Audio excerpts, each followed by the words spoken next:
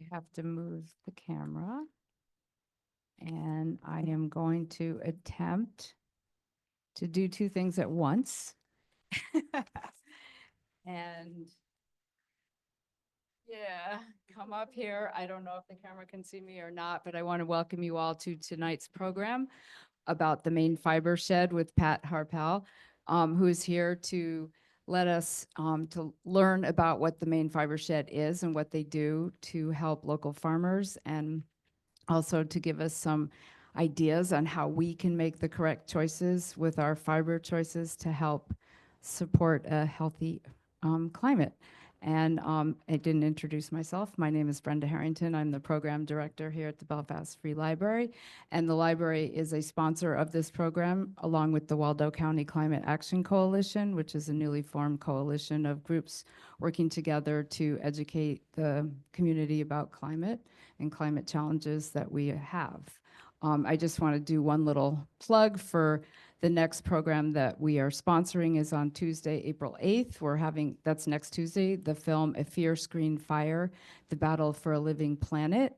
That's co-sponsored with the Sierra Club of Maine, and that's going to be in this room. And then on Tuesday, April 22nd, we're showing a film called A Piece of Earth over at the Colonial Theater.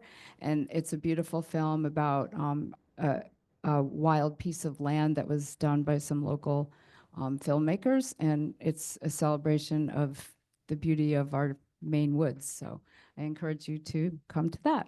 So Pat Harpell, the co-founder of Maine Fibershed, is here. Take Thank it away, you. Pat. But now I want to go to all of your programs. Thank you very much, Brenda. Oh, geez, either I can see or I can't. Who has heard of a fiber shed? Awesome. This is really impressive. So for those of you who don't know what a fiber shed is, do you know what a watershed is? Right? So if your water is clean, if your watershed is clean, your soil has better health, the environment is better improved. And you know, a food shed, right? You prefer to purchase from local farmers. You know where the food comes from. You probably even know who grows your tomatoes if you don't grow them yourself. You know where your meat comes from. You know where everything comes from locally. So a fiber shed is the same. And was that for me? Yeah. Oh. So a fiber shed is the same. If we know where our fiber comes from, we know its health. So if you care about what you put in your body, it's equally important to care about what you put on your body. To my knowledge, we're the only species that requires a second skin. We don't do well out naked on our own in Maine, or even at the equator, right? We require a second skin. We are delicate. We're a delicate species, which is why we're so frightened all the time, which is why we're in this constant state. And I became accustomed to this. I studied with India Flint, who's out of Australia, and she talks a lot about our second skin, and that she wouldn't put anything on her body that wasn't part of nature, because we're part of nature. So, and this also kind of rolls into, geez, how did you get into being in the fiber shed? And it's not because I knit or sew or any of that. It's because I was a clinical herbalist for 30 years. Oh, geez, it was more than that, for 40 years. And people would come to me with conditions that could not be healed. They had been to every doctor. They tried all of this. They tried all of the other thing, urticaria, so skin rashes, and asthma, and liver issues, and kidney issues. And when you went into, and breast cancers, and when you went into their environment versus the symptoms, most of them were dressed in plastic. They were wearing polyester. They were wearing tencel. They were wearing nylon. So what happens, and we all know that those are fossil fuel fabrics, right? So what happens when you sweat? What happens to your pores? They open. What pours in from those fabrics? Chemicals, plastics, right? And your body is left with that load. It doesn't go away, just like PFAS doesn't go away, it builds up over time. This has been known since the 70s. So, which, geez, I guess I've been at this longer than I thought. So there's been research on this for a very long while, but it has been kept quiet. And so part of my job is, yes, let's support our local fiber shed, but let's also start to be aware of what we put on our skin, what we put on our bodies as much as what we put in our bodies. And I own fleece, I own Gore-Tex. I didn't know. I didn't know about plastic bottles until I was informed. So there's no shame in having it, but going forward, you don't have to buy that anymore, right? It is not necessary. And when I was teaching, one of the questions that I would ask people was like, what are most people, like, especially Americans, most afraid of? Most afraid of, is it cancer, diabetes, Alzheimer's? I think it's inconvenience. I really do, really do. Like, oh, but it's so convenient to use plastic wrap. It's so convenient to have a wash and wear shirt, or, you know, all those things. And, but it's not convenient. It's deleterious to the health of yourselves, your family, and your planet. So just to get back to the clinical work, when we changed people's environment, got them into natural fibers, covered their couches with a cotton sheet, got rid of the polyester rugs and the polyester curtains. Within about 6 months, their conditions started to improve, right? This is about cleaning up your environment so that you're part of nature again. In traditional Tibetan medicine, which I've also studied, is the doctors used to say, if you're taking more than 3 chemical drugs, you're no longer part of nature, because nature doesn't know what to do with the chemicals inside of you, right? So using a combination, by the way, I'm a big believer in modern medicine when it's necessary. It's just everything has its place. So, you know, if I get hit by a car, no mint tea, take me straight to the hospital. Let them give me painkillers. But I think that it's important to understand the basics of why it's important to return to nature. And the Maine Fibershed is definitely part of that act, if you will. So just quickly, Brenda set this up so I can see all my slides. It's great. So Maine Fibershed was started a bit ago, 10, 15 years ago, by Rebecca Burgess. And her posit was, what would happen if I sourced my clothing from within a 50-mile radius, all natural? And she found that that was very, very, very difficult. And she developed this diagram, which you have in front of her, right? All that time ago, to put together what was required in a soil-to-soil network so that everything, all of the fiber that we consumed, whether it was for our bodies or our homes, could return to the earth and rejuvenate the earth instead of kill it, right? So if we get rid of, I think you've probably all seen the heap loads of polyester clothing in India, and, you know, there is no away when you throw something away, right? The planet's, you know, that big. You just want someone else to take care of it for you. So getting rid of things is not the way to go. It is, how can you use it until there's nothing left of it, right? And so what Rebecca did was put together a process that helps independent producers in the soil to soil network thrive. And especially to build income equity. At some point, I should probably read my notes just as. I want to.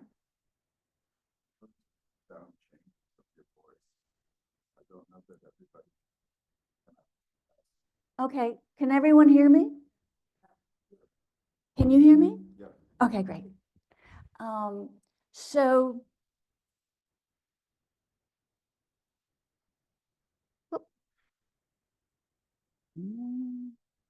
Brenda, I did it. Okay, here we go.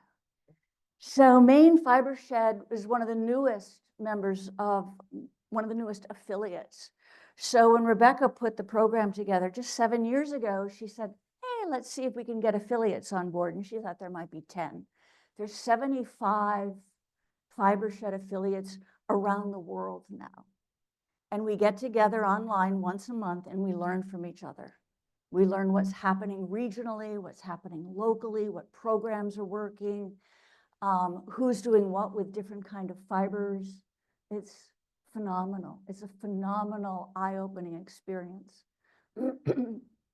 We're volunteer run, funded by donations, and we are kind of focused on everything all at once. I wish I could say like, and by we, I mean me.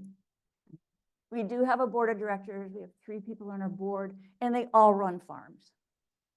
So especially right now, they're just like out flat with lambing and goating and everything else. So I want to give a deep bow to Melissa Mycott. Melissa and I was the co-founder. Melissa co-founded Maine Fibershed with me, and she passed away a year ago. And look at that bright, shiny face. She's amazing. That's her with Lady Gaga. And I had the great honor of dressing Melissa's body before she was buried. And she wanted to be buried with Lady Gaga. So she's got like Lady Gaga and Franklin and all kinds of, she's really decked out in wool. So this is a Maine fiber, this is anyone's fiber shed. And it starts with our farmers. If you look at this whole network, this whole resource, farmers, there's no farm, there's no fiber. They are the least paid. They are the most, they have the most difficulty of all of this. So they raise sheep and cotton and bast, fiber, also dye farmers, DYE farmers. Once said to my daughter, like, what are you doing this weekend? She asked me, and I'm like, oh, I'm going to a dyeing seminar. She goes, I just love how you embrace that, Mom. I'm like, no, no, no.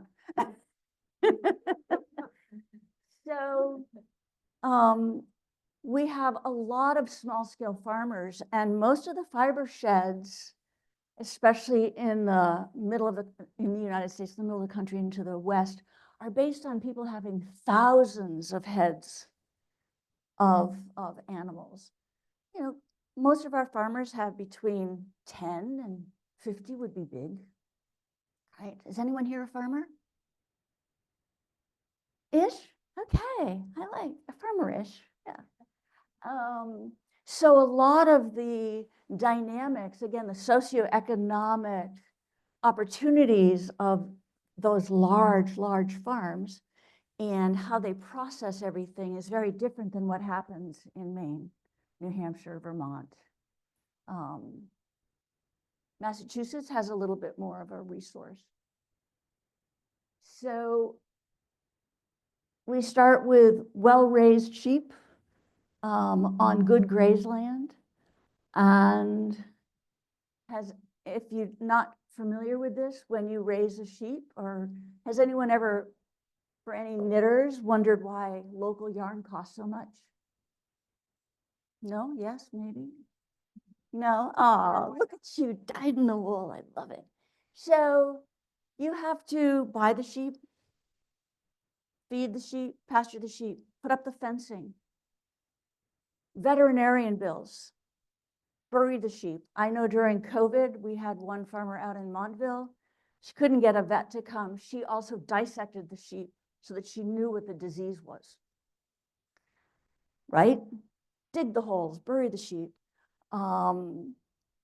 get in someone to shear the sheep, and then all the processing, right? So skirting it is getting rid of all the really disgusting stuff around the edges.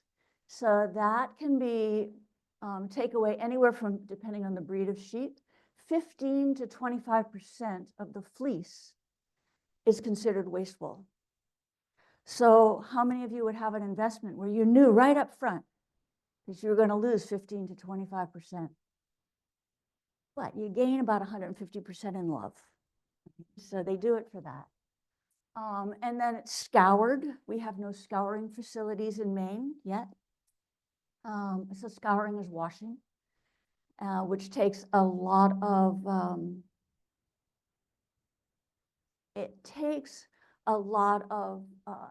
talking to local municipalities because of the lanolin and the schmooze that comes off of the, schmooze is a technical term, that comes off of the fleece.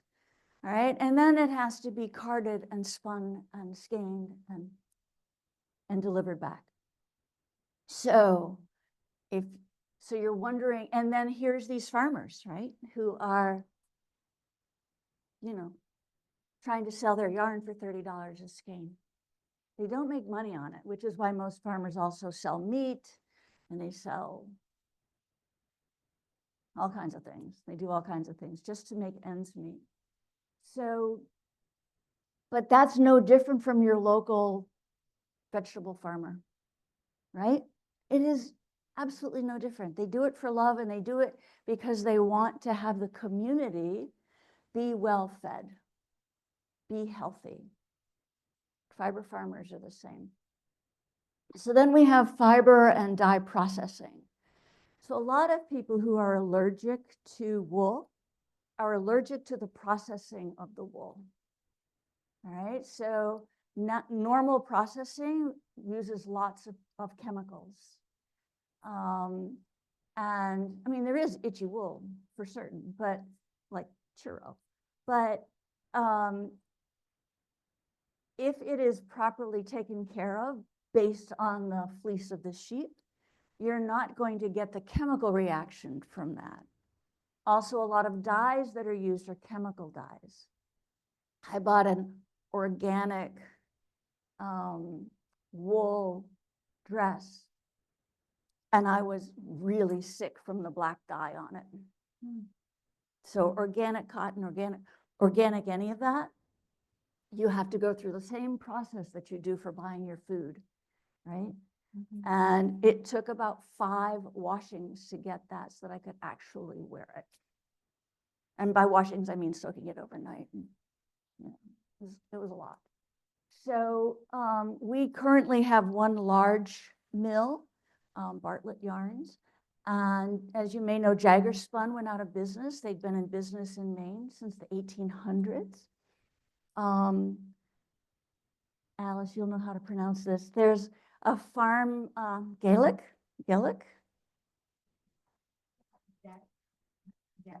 I don't know. I don't speak that language, but GE, there we go. Amber and Brett bought Jagger Spun's equipment. They're basically their entire mill equipment. They disassembled it and they're reassembling it in Searsport. So we should have yet another mini mill in Maine sometime in 2026.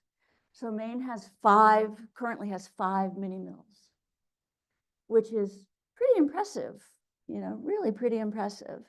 And so those mills are able to, one of them that I know of is not also a farmer, but so the ones that are farmers, so they're raising the animals, they're processing everything themselves, and then, doing everything from the processing to knitting hats. right, to make money. But I think that as the economic situation continues to be variable, how is that for being?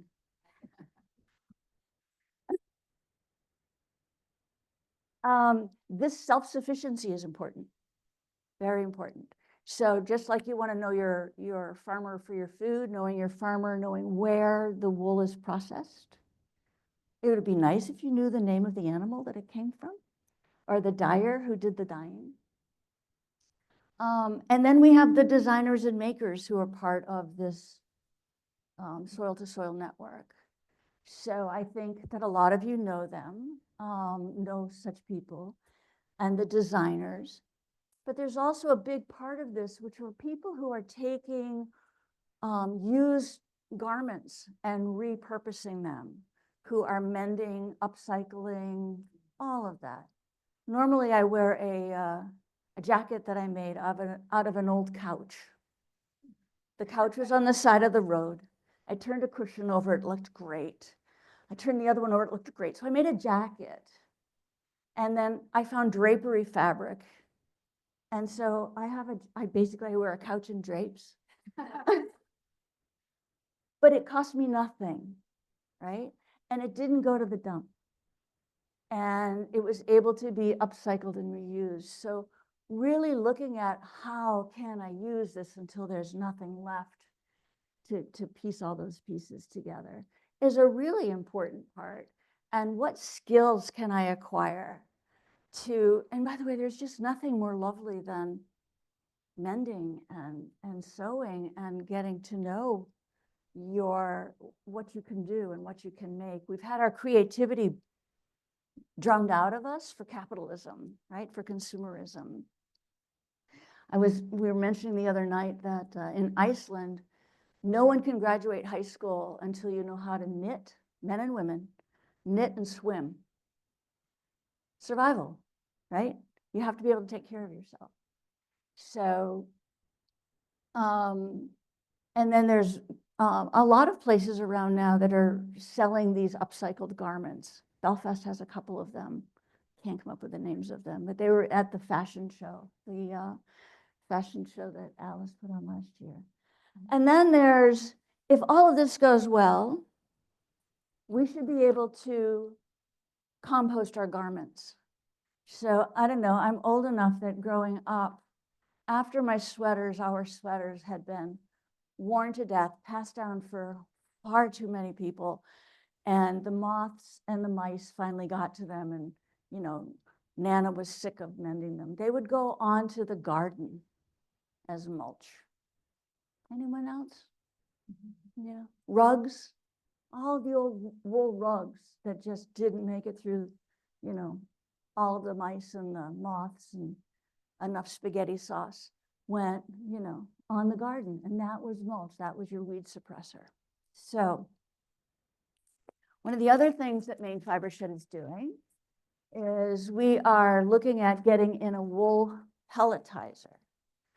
So waste wool, which I talked about earlier, 15 to 25% waste, can become a money source for our farmers.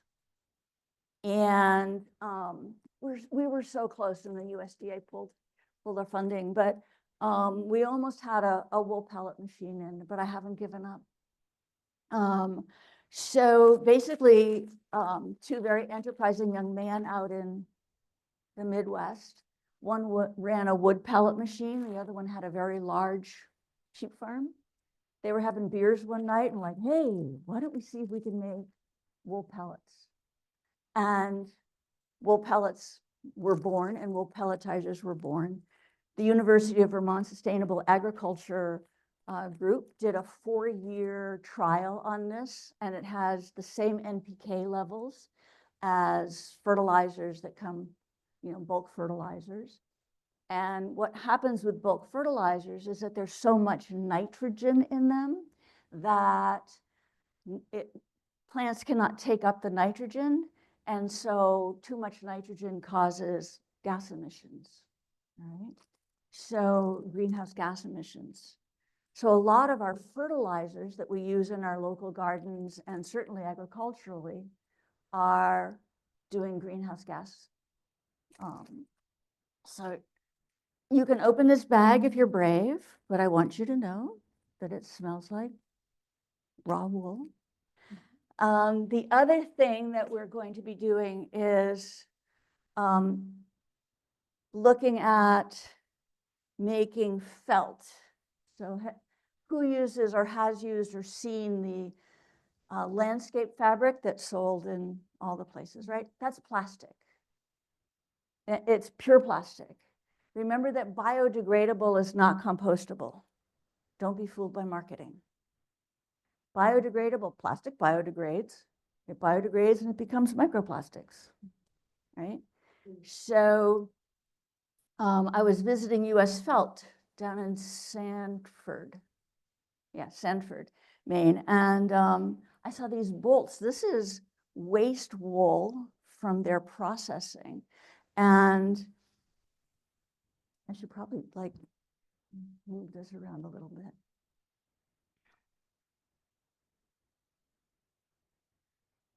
So I use that in my gardens, and I use raw wool. I just take the raw wool and I stretch it out, and you'll see pictures of this in a bit. I stretch it out over the plants.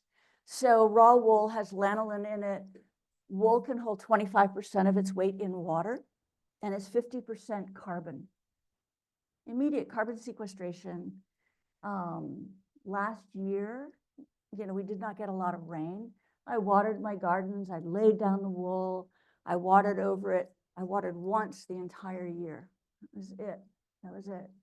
Now, in the backyard, that's what I do. And I must say, it looks like I've done a good slaughter back there. It's very entertaining. So in the front yard, I just do a sprinkle of bark mulch over it so that the neighbors don't wonder quite as much. So all of us can make very small choices, very easy choices to help the environment and your health. If you change the clothing, you can change the climate.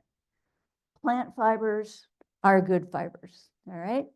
And plants, animals, seaweed, and mushrooms. Natural dyes, locally made, they're all climate beneficial. Fibers that include polyester, nylon, spandex, acrylic, tencel, superwash yarns, bamboo. Bamboo is only as bad just because of its processing. It uses tons of water and tons of chemicals. So one of the things that just truly irks me is that we've been trained to believe that getting a good deal on things is the way to go. So when I hear someone say, oh my God, I got a t-shirt for $10 at TJ Maxx, okay, so would you want your mother, your daughter, your father, your auntie, your uncle to work in that factory? Who made money? Who made money on that $10 t-shirt? Right? What were their working conditions? It goes on and on and on. Like when you start thinking about all of that, the interconnection or the lack of connection, you will not want to buy anything that's that cheap ever again. And what happens to them? You mentioned it earlier, Brenda. They only last a year or two, right? So it is so important about the fibers that we choose, and also how climate polluting they are. So, and the climate pollution is not just the use of excess water, but a lot of them use the chemical dyes, and it just, because they don't have the regulations for water, as the United States does, even though the United States has a D rating in its water supply and has since about 1983, they just flush all those chemicals into the rivers. And so everyone downstream from there, all the villages, get cancer rates, explosive cancer rates, because nobody cares about them, right? And that includes US manufacturers, a lot of US manufacturers. Aren't I cheerful? But it's important. And Superwash yarns, I think, is the one that, you know, for knitters is the big surprise. So superwash yarns are chemically treated, and then they are blown with plastic so that you can wash and dry them.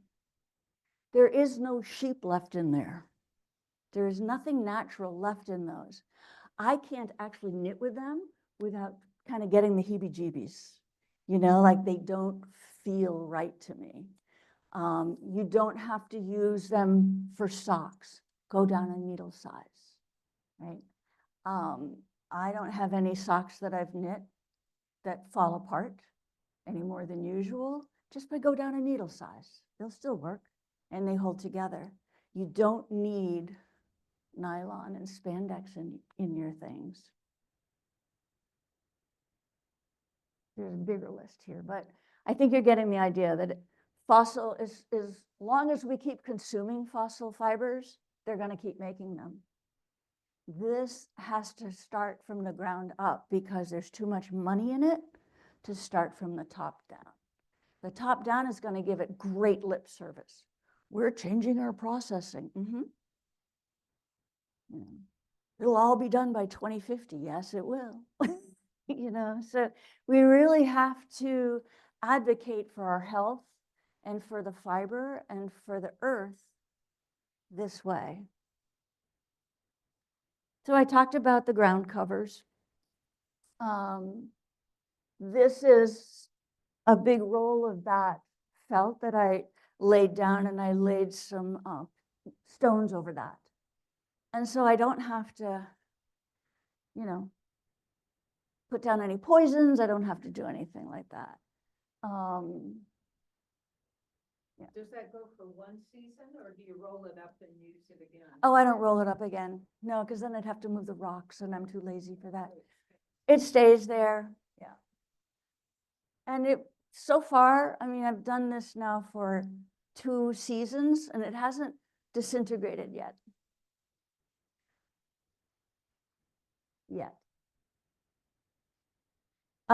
The other thing, oh, I guess I have it further on. One of the great joys in life is, you know, I stretch out the waste wool.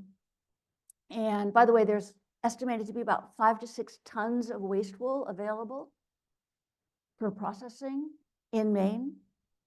We just need to get the machinery to make that happen. Because I will say that I store waste wool in my shed, and it makes the most amazing mouse condo. There, you pick up a bag, and I'm sure they hear me all the way down the end of the street. Yeah.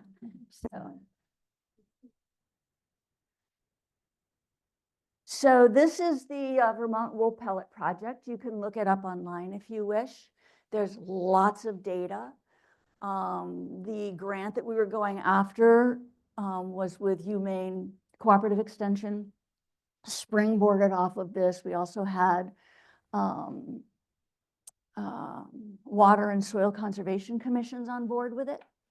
So by the way, your Waldo County Soil and Water Conservation Commission is amazing. They're amazing. They have been great supporters of Maine Fibershed. They have an article on us in their annual report that just came out. They really want this to happen because Maine is kind of at the forefront of what do we do with PFAS mitigation and on and on and on. So has anyone ever heard of Paul Stamets?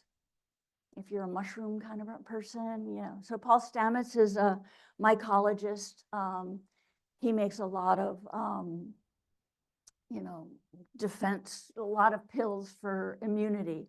He also has multiple patents. So I studied with him years ago, and when there was the BP oil spill, he actually has a patent where he will float mycology, you know, mushroom islands out, and they eat up oil and they disintegrate it. I mean, they gather it and they eat it, and it's, yeah. And so I'm trying to get Stamets group and our Maine soil scientist, Matt Boucher, to talk together. So they both think I'm crazy, which is true. However, I'm not going to give up. So there are technologies that exist and there are plants and animals and other species willing to help us, right? If we just get out of our way, if we just stop overloading the system. Mushrooms are amazing. So here's the machine. It's about, it's not that big, actually. It's not that big. And you can now buy wool pellets at Lowe's. A couple of years ago, I was asking a local conservation commission about this, and the guy looked at me like I was nuts. And he's like, there's no such thing as wool pellets. I'm like, yeah, they're real. And he came up to me about a couple of months ago. He says, did you know that you can buy wool pellets at Lowe's? And I said, come on, just a little bit closer. Like it's now that they're at Lowe's, they're okay. But they're not using our local wool. So we have one farmer who sends her wool all the way out to the Midwest to be made into pellets, and it's shipped all the way back. So we want to keep everything local. We want to get rid of the middleman. And like, from my perspective, for Maine Fibershed, let's get rid of the middleman and keep the money in this fiber economy. So how much is the pelletizer? It's $15,000. So there's a shredder, which would also help us create felt. And then there's the pelletizer. So the shredder helps the pellets form quicker. You don't need the shredder. So I think one of them is $6,000, the other one is $8,000. Yeah, it's not a lot of money, but it's a lot of money when you're self-funded. So we are just looking into different ways of getting that funded. And I really do believe that if we can get our soil scientists and the Soil and Water Conservation Commissions and some of the universities together, so that we can trial that. If I could trial that in 3 farms in Maine and publish those results, we'd be off and running, right?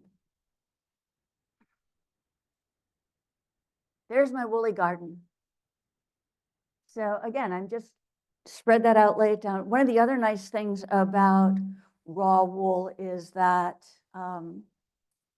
slugs don't like it. So if you know the structure of wool, it's kind of little jagged. They look like little pine trees, and so it hurts their little bottoms to go across that. It doesn't get rid of them entirely, but they're not excited about it. I find them in other places. And in the spring, there's nothing gives me more pleasure than to see a bird flying around with some piece of wool from last year in her mouth, literally, lining her nest. So it's not hard to make a change. We just have to be more conscious of our choices. Advocate for natural solutions. Someone said to me the other day that someone was talking about some kind of a retreat or doing a knit along, and they're like, we should do that with Maine fibers. Like, we're getting there. We're getting there. It's not with a fiber that's imported. And by the way, now imported fibers from Canada are being tariffed. They're threatening with being tariffed. So keep plastic-based fibers out of our landfills. Hold on to them for as long as possible. Mend, reuse, repurpose. Shop at consignment stores. There is almost never a reason to buy a new piece of clothing. There really isn't. And the questions are, will I wear it more than 100 times? Do I already have something that works? Is it really necessary? Do you really think that so-and-so remembers what you wore last year? So, and learn a skill. for creating or maintaining or preserving fabric. Or not, but it's kind of fun to learn something new. And support your Maine Fibershed producers. Know your farmers. We have a directory, and know your farmers. Maine Fibershed has just finished a program where I designed 5 hat patterns to introduce people to one skein of yarn so that they could knit with something from Maine. And let's see. This is a Cormo and mohair blend from Catawampus Farm, and this is the hat that was made from it. And it's delicious. Oh, look at Isla's like, I want more of that.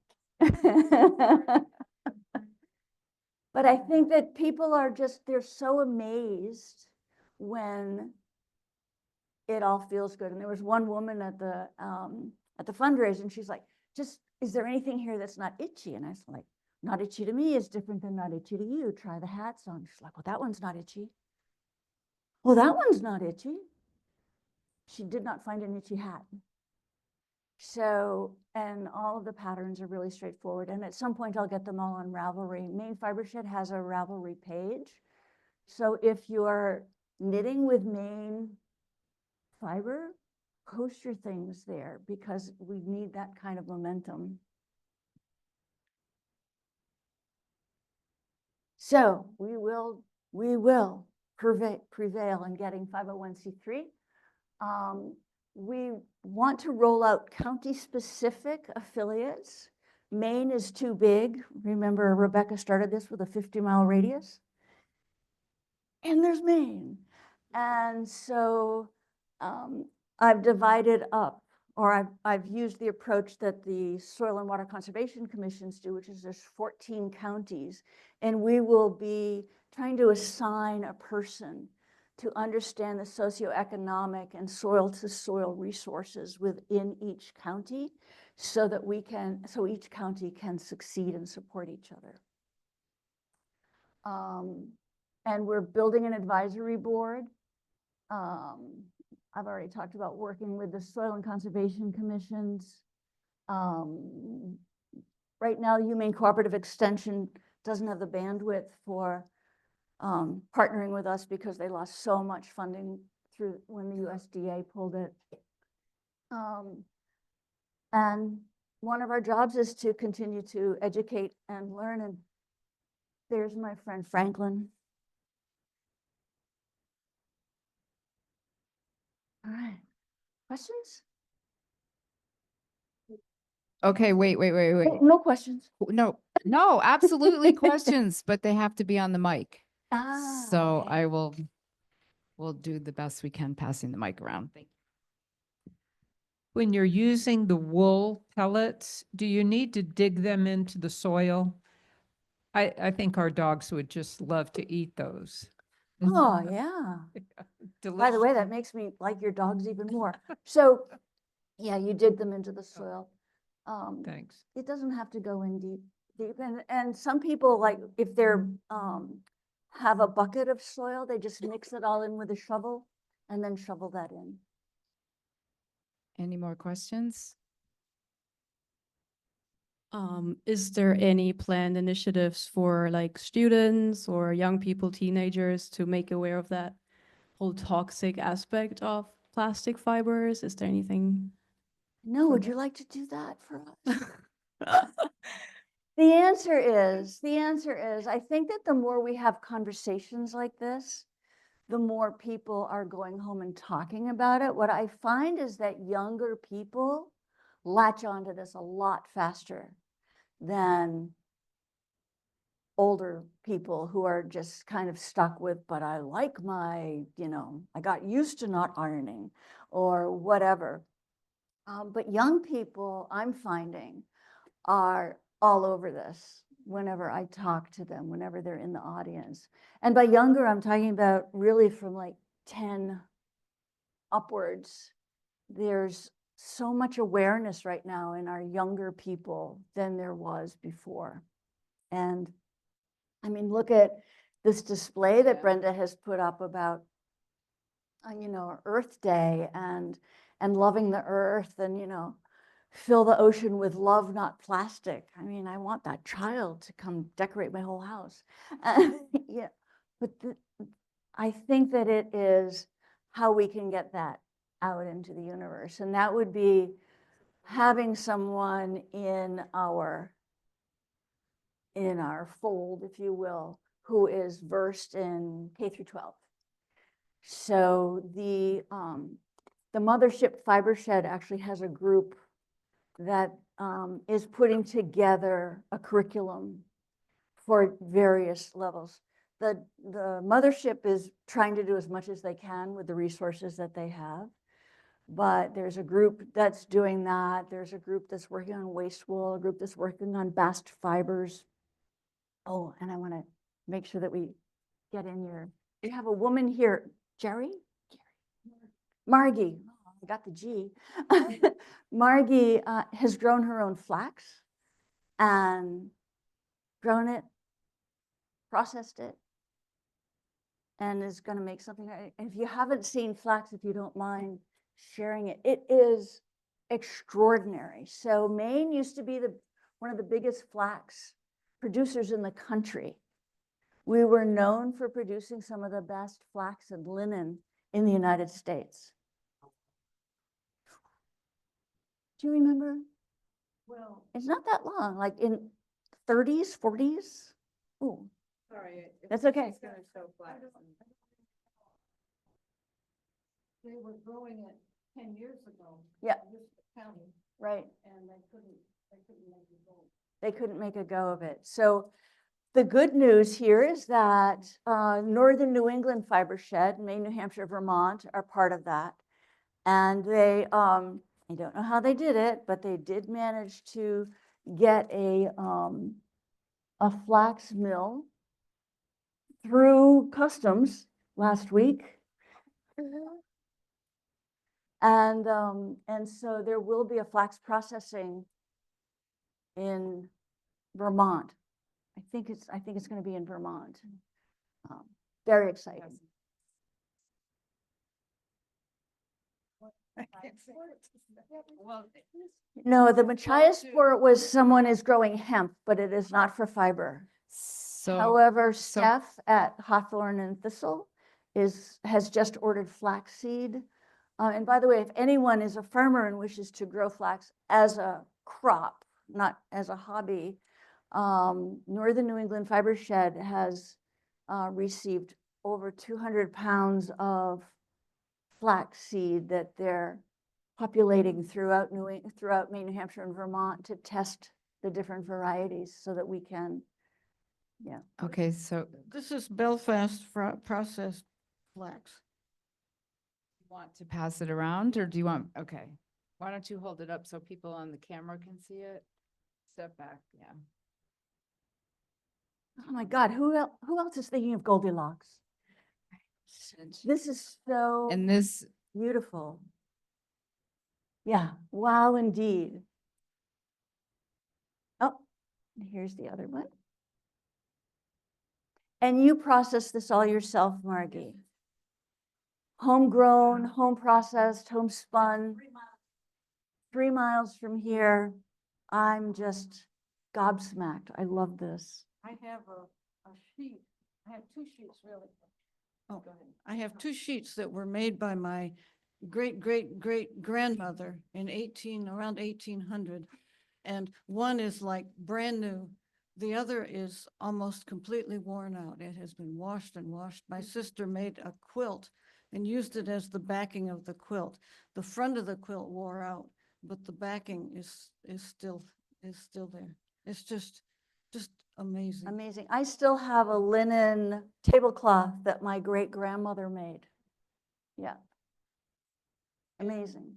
This is not locally grown, but this is hand spun cotton. I'm going to make a shirt. did you spin it? Yes, yeah. oh So yeah. Margie also spun this cotton and you bought it at a fair down in Alabama or? I bought it in Maine, but it came from It came from a farmer in Georgia, Alabama. Alabama, someplace. It's Yeah, natural, it's natural colored yarn. It's beautiful. Yes, on a charka and a great wheel. Oh, wow. A great wheel and a chaga. Oh, So 4 feet at a time on a great wheel oh. of a fiber that's a half an inch long. So what are you planning to do with the flax? I don't know. Are you Perfect. continuing to grow it and process it? I wove a piece 15 feet long and 21 inches wide, and now I don't know what to do with it. I think I'll give it to my daughter.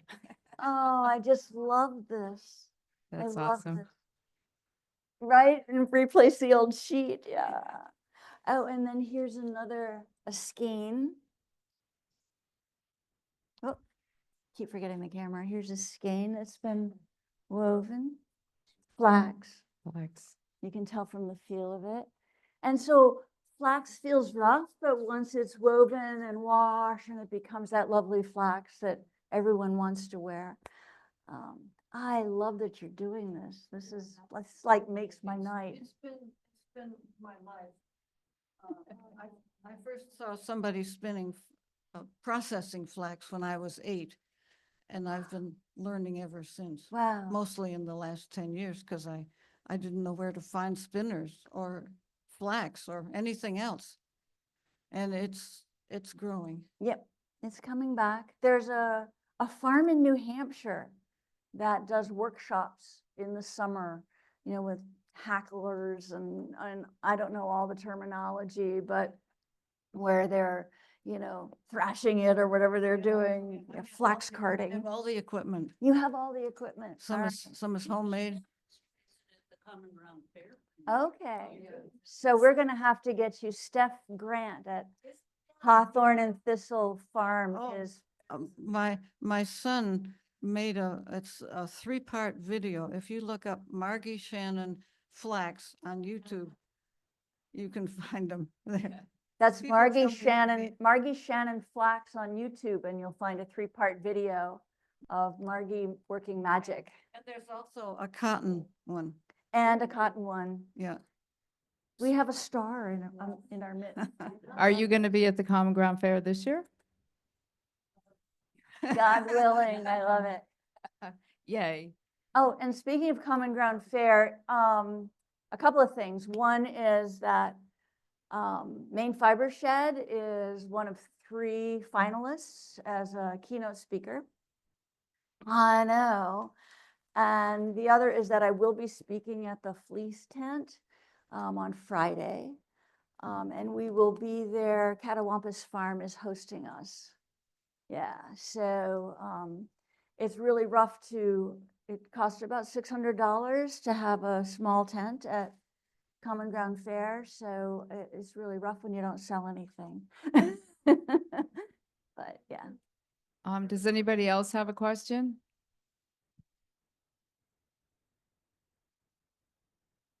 So you were talking earlier about the 15 to 25% that we just throw away, but you had that wonderful sheet of it that you were.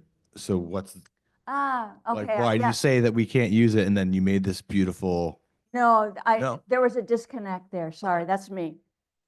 So US Felt is the largest manufacturer of felt in the United States. They primarily, their big business is with the Defense Department. As they said, it takes a lot of wool to protect a bomb.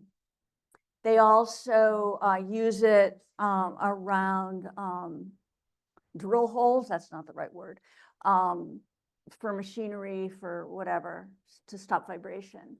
They also have another business that is making really beautiful mattresses and 100% wool duvets and pillows. And that piece is from any leftovers that they have in making their felted items. So that is actually, this is from sheep. They don't use any Maine wool. This is from, and most of the wool products in the United States aren't from their local farmers. They're primarily from Australia, South Africa, China. So very little of the mass production of wool is local. So that fiber in your hand is not from the waste. No, this has Fiber. been scoured and cleaned and pressed and, right, so. So I'm sorry, I misheard. No, no, I probably didn't, I was probably going too fast. But how the waste wool and making felt, by the way, I was reading a book the other night called History of the World According to Sheep. I highly recommend it. And there is a section in there that talks about how, I'm going to say the Isle of Skye, but I don't think that's the correct island.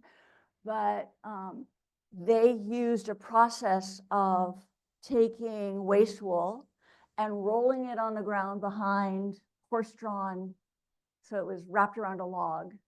And they made enough felt to outfit their armies with hats and coats and everything. Like, why can't we do this? We don't need a big machine. We need farmerpreneurs to like make that happen.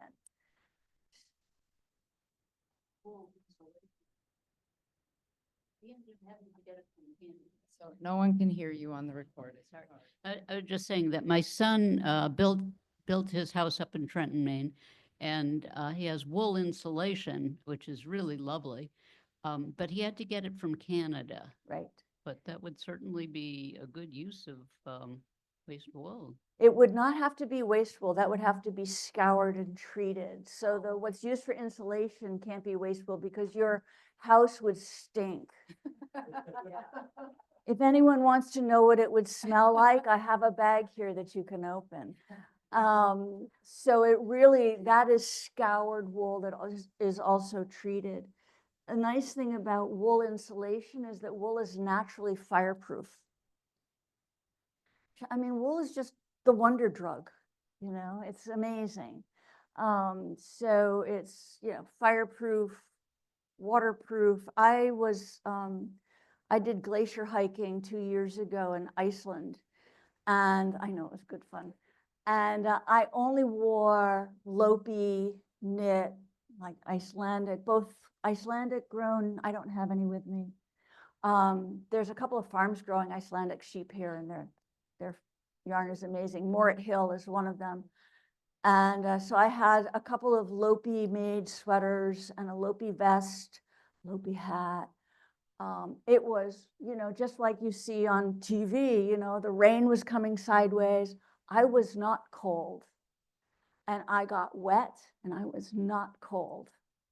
And people with all their Gore-Tex on were freezing and it had leaks. And this stuff, like I just kept climbing and just kept walking and hiking and took it off at the end of the day, laid it out on the floor, put it back on the next morning, not cold. So, you know, if the sheep can do it, we can do it. So yeah, it's pretty amazing. Well, does anybody else have a question?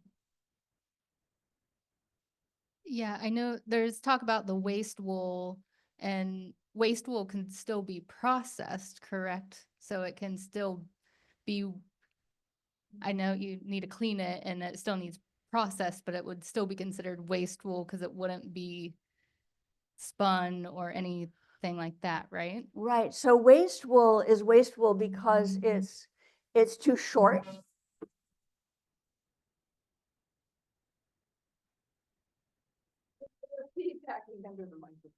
Oh, Sorry. so it's too short.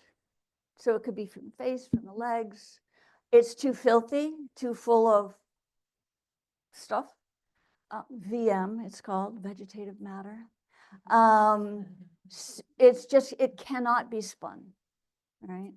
So, and then there's also raw wool, which is very expensive. I mean, I have raw wool here that people spend a lot of money to then spin or you know, do whatever with. So there's waste wool and there's raw wool.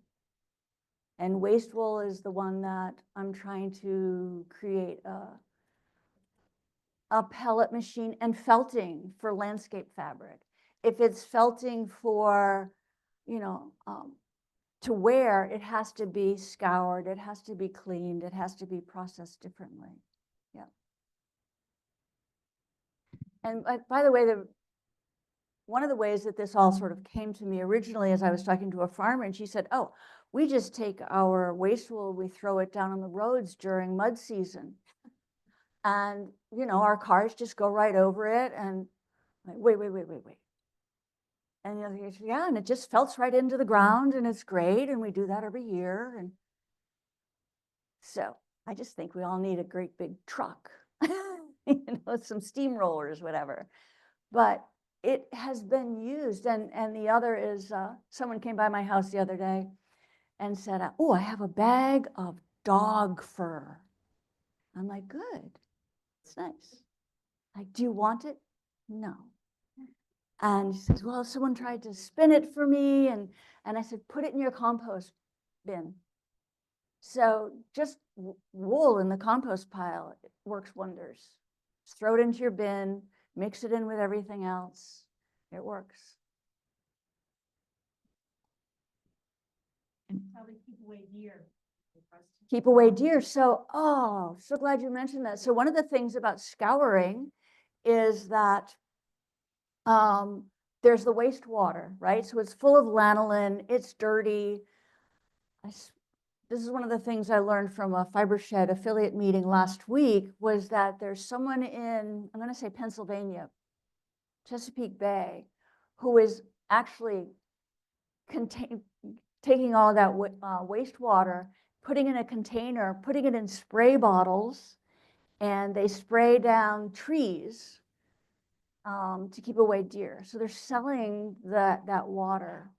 You can also, with the right processing, you can make lanolin, which is in demand. As a former herbalist, you know, we used lanolin a lot to make lotions. And, you know, I don't put anything on my skin that I wouldn't eat. So I don't use any lotion that has a name, an ingredient that I can't pronounce. Right? So yeah, careful what you put on your skin. It really matters. Depending on the size of the cellular structure of what you put on your skin, within 20 seconds of something going on your skin, you can detect it in every organ in your body. Scary stuff, right? Like, when I found that out, it just changed everything about the way I took care of myself, about what I put on my skin. And don't get me going about like women with their polyester bras that are tight around here. So lymphatic glands don't function, right? So if you have a tight bra, polyester, that's plastic going in, and the lymphatics can't release the toxins down to be peed out. So, I mean, we need to think more. Don't make me leave on a bra story. No, I'm not. So can you come on, please leave us on a positive, let's going forward. Yeah, What's I think what's it is- next? It is positive because we have choices, and the more educated we are, the more we understand things that were hidden, that were not disclosed, the more power we have. And we have so much power as individuals. And there's a, hold on.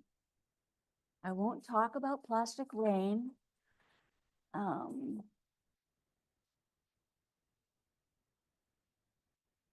Has anyone heard of this, the company Origin? It's a company in Maine, in Farmington, Maine.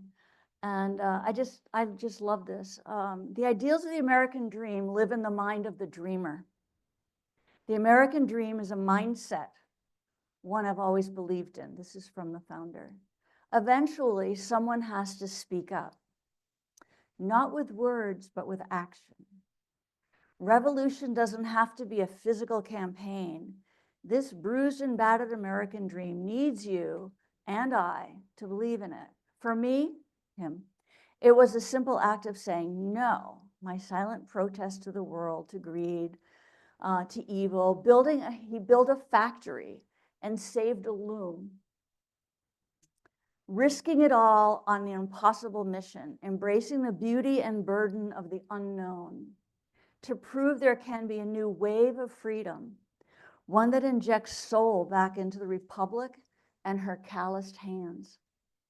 From Maine, we can once again be the tip of the spear, shedding a light on America's abandoned communities and people, to help them to tell their story and to once again, like our ancestors, take a stand, to take it back, to inspire a nation, and to change the world.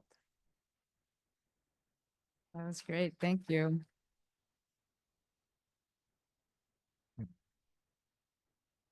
Well, thank you so much for the presentation My tonight. pleasure. And thank you all for coming. And we invite you all up to browse, what do you call that? The farm?